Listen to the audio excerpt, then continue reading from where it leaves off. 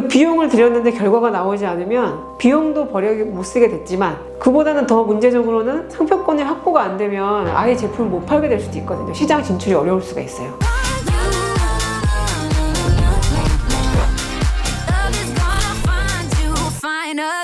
안녕하세요. 사랑특허 박수현 변호사입니다. 오랜만인 것 같아요. 맞습니다. 네, 이거부터 한번 여쭤볼게요. 2024년에 해외 상표권 등록을 위해서 해외 진출이 많이 있나요? 많이 있죠. 그쵸? 작년 대비 훨씬 더 많아요. 근데 이제 경기는 좀 어렵다고 하는데 저는 여전히 많이 하고 있는 것 같아요. 오히려 지금 뭐 어쨌든 이제 우리나라도 생활 수준이 어느 정도 높아졌잖아요. 근데 이제 회사들도 그 정도 매출 유지를 해줘야 되는데 내수가 좀 어려우면 뭐 당연히 수출로 눈을 돌릴 수밖에 없는 거고, 제 느낌에는 한국 제품이 지금 외국에서 괜찮거든요. 그래서 해외 상표 등록도 많이 하고 계시는 것 같아요. 또 이제 어떤 제조의 그 환경이 뭐 예전처럼 내가 처음부터 끝까지 다 해야 되는 게 아니라 제조는 잘하는데 맡기고 OEM이나 ODM으로 나는 좋은 브랜드 붙여가지고 마케팅 잘하면 판매가 일어날 수 있는 그런 환경이 되었기 때문에 더 그럴 것 같습니다. 첫 번째 질문에서 연결해서 저희가 흔히 생각하면 해외로 가서 등록을 하고 판매를 한다는 건 마치 삼성전자나 현대같이 큰 회사만 하고 생각을 많이 하시잖아요. 그거는 개인 셀러들도 되게 많이 하고요. 왜냐면 이제 아마존이나 쇼핑 같은 온라인 플랫폼들이 너무 잘 되어 있기 때문에 거기에서도 내 브랜드 지키려면 등록해야 되거든요. 우리가 이름도 들어보지도 못한 제품들이 외국에서 엄청 잘 돼요. 그래서 중소기업도 그렇고 개인들도 그렇고 해외 상표 등록 다 합니다. 실례가 안 되면 대표님 혹시 그 자켓을 백화점에서 하셨나요? 아니요, 인터넷에서. 그죠? 그러면 그죠? 거기 인터넷 네. 이런 데도 해외 상표권 등록을 해서 수 있다라는 거예요. 그럼요. 그럼 뭐 아마존이나 쇼핑 같은 온라인 플랫폼이 좋은 게 이제 그 중에 하나가 수면 안대, 핫팩 뭐 이런 거 있죠. 근데 그런 것들도 그 플랫폼을 통해서 수출을 해볼 수가 있으니까 그러니까 물건을 어디서 가져와서 다른 데서 팔면 되는 거잖아요. 근데 이제 그게 국가적으로 중국에서 만든 걸 들여와서 미국에서 팔면 수출이죠. 누구나 PD님도 할 수 있습니다. 왜냐면 지금 이걸 보시는 분들은 내가 지금 인터넷 사업을 하고 있는데 나도 국내에서 말고 해외에서도 팔아볼까라고 생각을 하게 됐을 때 여기 찾아오면 되잖아요. 맞습니다. 박선 변호사님 찾아오면 되는 거죠. 맞아요. 외국에서 제품을 팔게 되면 그러면 이제 내 제품을 뭘로 지킬 것인가를 한번 생각을 해보셔야 되거든요. 근데 그게 기술이 있는 제품이면 뭐 특허가 될 수도 있고 각종 허가가 될 수도 있어요. 그런데 브랜드를 지키고자 한다면 결국은 상표 등록이거든요. 제조 환경이 많이 바뀌다 보니까 좋은 브랜드를 마케팅 잘 해가지고 판매하는 경우가 되게 많아요. 근데 그럴 때 내 IP를 지킬 수 있는 건 결국은 상표밖에 없어요. 그리고 이제 아마존 같은 경우는 지난번에도 말씀드린 것처럼 상표가 출원이 미국에 되어 있지 않으면 아예 상세 페이지를 못 만들게 할 정도니까. 저희가 원래 한 주제보다 앞에 서두에서 한 얘기가 훨씬 더 도움이 많이 될 것 같기도 해요. 그렇다면 해외 상표권 등록을 많이 하게 되는데 아까 처음에 얘기한 것처럼 무턱대고 하게 됐을 때 문제가 되는 게 어떤 문제가 있을지 이제 크게 두 가지 정도를 한번 생각을 해볼 수 있을 것 같은데, 가장 크게 와닿으실 거는 비용 문제죠. 가장 적은 비용으로 최대한 넓은 권리를 확보하게 효율적으로 어떤 이제 상표 등록을 어느 국가에서든 받으시려면 사전에 준비를 좀 하셔야 돼요.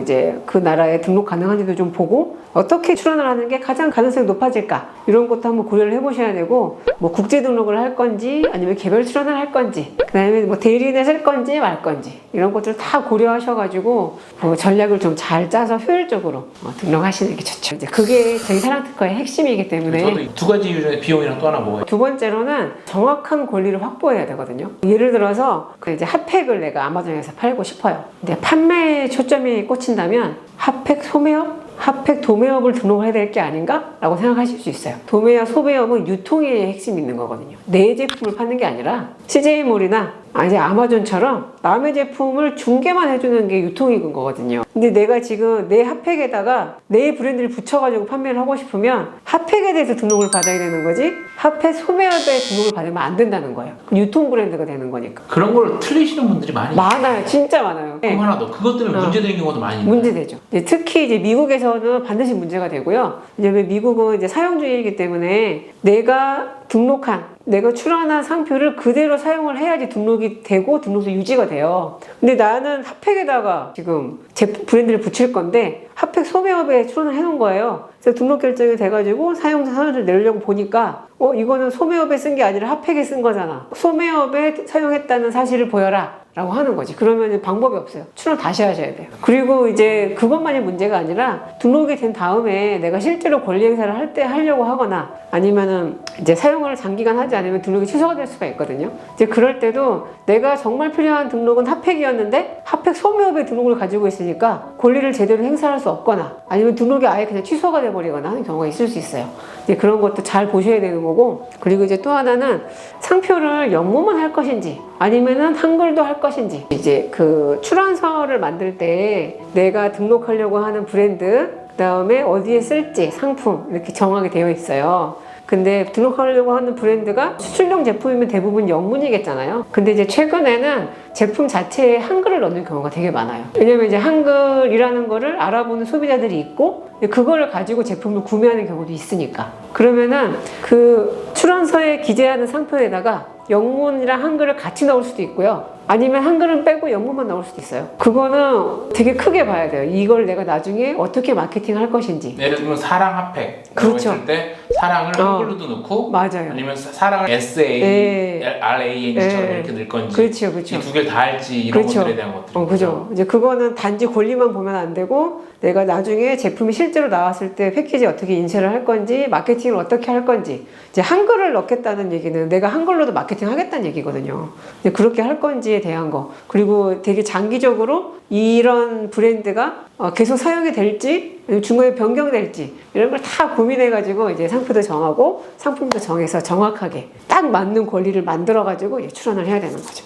사실 이 문제들 어떻게 해결하면 좋을까요? 라고 제가 다음 질문이 있는데 이거를 맞아요, 사실 맞아요. 영상으로 해결하는 방법을 얘기하려면 1시간을 넘게 얘기해도 한 개의 질문도 답이 안 나올 것 같은 생각이 들어요. 네, 맞습니다. 이게 정말 맞는 말씀이신 게 그 기업의 어떤 상황, 그 다음에 마케팅 전략, 그리고 이제 제품이 나올 어떤 시기라든지, 그 다음에 어떻게 나올 것인지, 정말 주력 상품이 뭔지를 다 고려해가지고 어떤 그런 전략을 세워야 되기 때문에 그건 답이 없어요. 얘기를 많이 들어보고 제안을 드려야 되는 거예요. 오히려 이제 비용 문제는 간단할 수 있어요. 그냥 여러 가지 경우에 제도들을 이용해서 계산해보면 되는 거니까. 근데 오히려 중요한 거는 권리를 어떻게 설정할 것인지, 이제 거기에 핵심이 있는 거죠. 제가 다음번 주제로 하겠지만 비용이 해외 상품권 등록할 때 나라마다 비용이 다 다르죠. 달라요.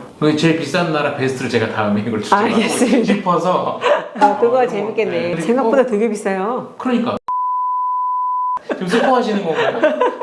또 하나 빠뜨린 게 있는데 꼭 말씀드려야 될 게 있어요. 그 권리의 면에서 해외 상표 출원이 비용이 좀 높아요. 국내에 비해서 최소한 10배, 많게는 뭐 한 20배, 30배, 뭐 몇천만 원 드는 데도 있거든요.